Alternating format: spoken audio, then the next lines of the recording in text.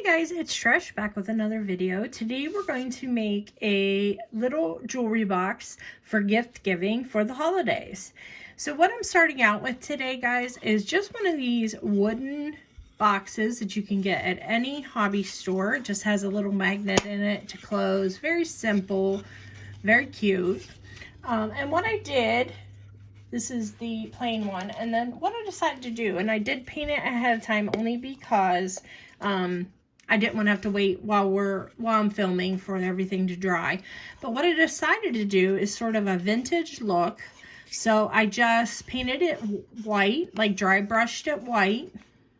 And then I took some of my brown paint and just kind of antiqued it a little bit and made it look a little bit aged. So just as simple as that, you just need some white paint and some brown paint to do that. And then what we're going to do is we're going to decoupage some pretty paper on top of it. And I just have some of my decoupage and a foam brush there. And I'm just going to pick some paper that I like here. And I just have this, I pulled out this little piece of paper. It's a 6x6 sheet. And it says Joy. I thought it was cute with the snowflakes. So all I'm going to do here is I'm going to paint the top of my box because I've done all the edges and everything like this. You can choose not to put the paper on if you'd like, if you just want to keep it plain. But I'm going to add a little bit of paper on top of mine. Okay, and I'm just brushing on the Mod Podge simply. You can also use Elmer's glue if you have that. And just kind of brush that on there. Nice coat so everything adheres easily.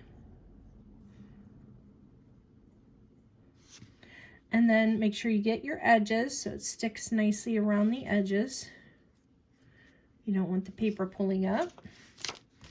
And then I'm just going to take my paper and I'm going to lay it on here so where I know in the corner here so I don't waste.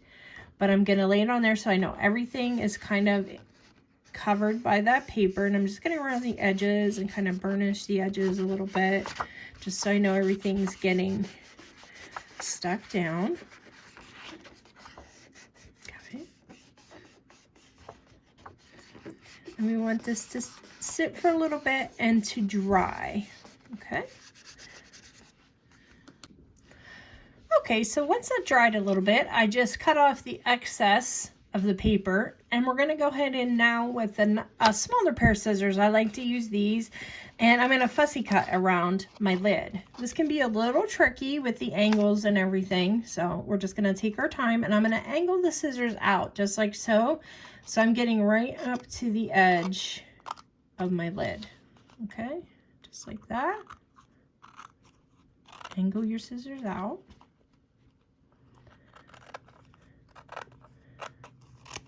Okay, we're just going to work our way around, angling out and cutting the paper.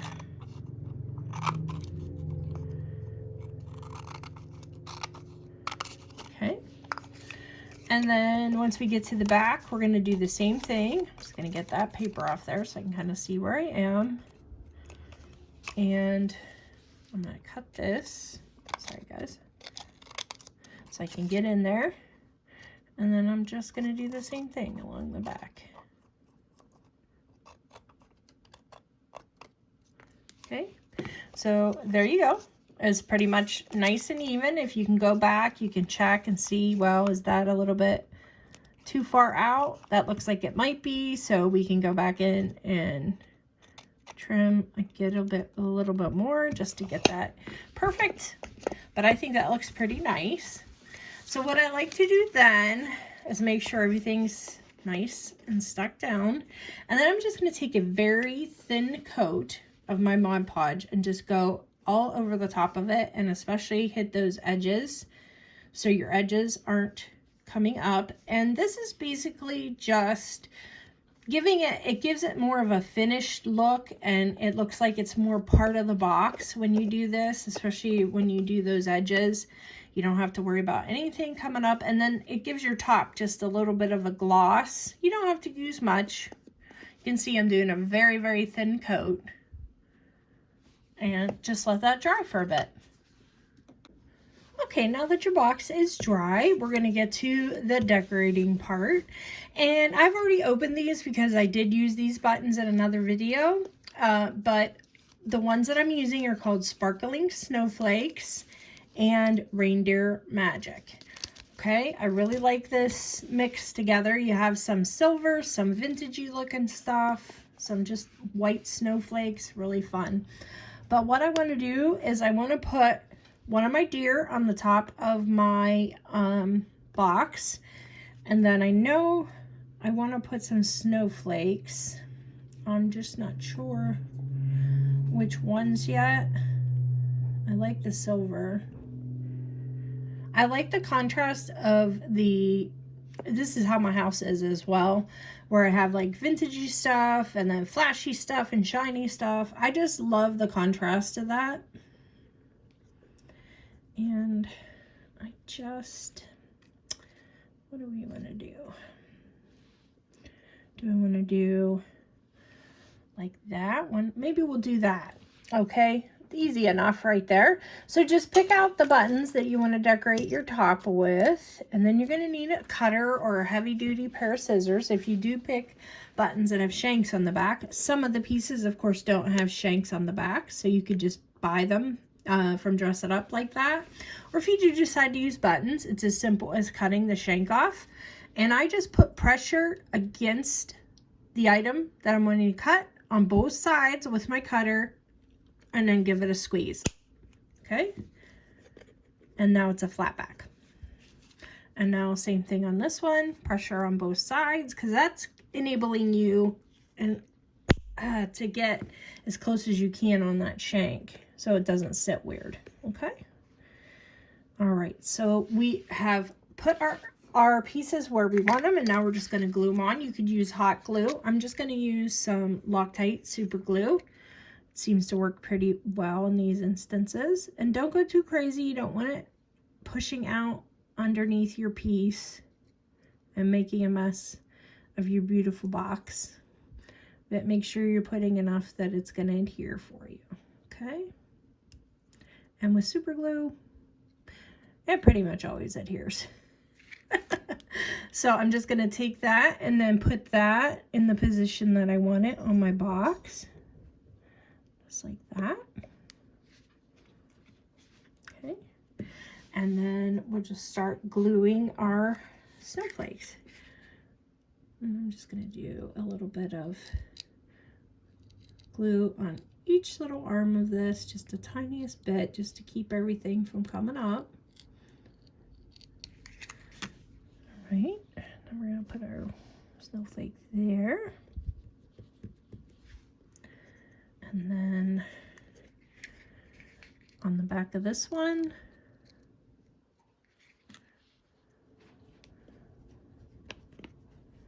right?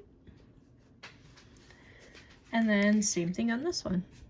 You can go as crazy as you want with decorations on the top of it. I think I'm going to keep mine fairly simple, just like that. And then what I like to do, guys, is once I have everything adhered, let it dry a little bit. Of course, you want to make sure everything's holding on. And then what I do is I just fill it up with some paper, some shredded paper, just like that. You can also take a piece of ribbon or a piece of sari silk and just wrap it around and make a bow on your piece just for presentation. So this is just a little piece, a big piece of sari silk that I have that I'm just going to wrap around just like so.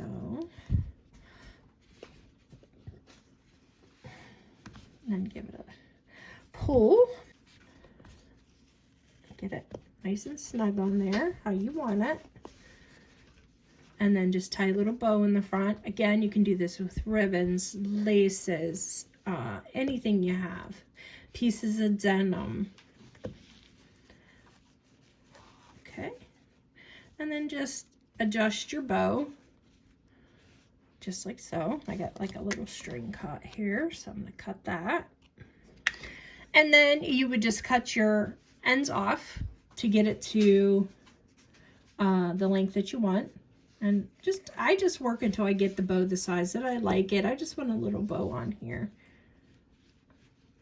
Okay, yeah, just like that. And then you will put whatever you're gonna make for the person in the box. And there you have it, guys. A perfect little jewelry box gift for the holidays to put some beautiful pieces of your handmade jewelry or anything for that matter that you come up with to give as a gift. So I hope you enjoyed this one, guys, and I'll see you in the next one. Bye-bye.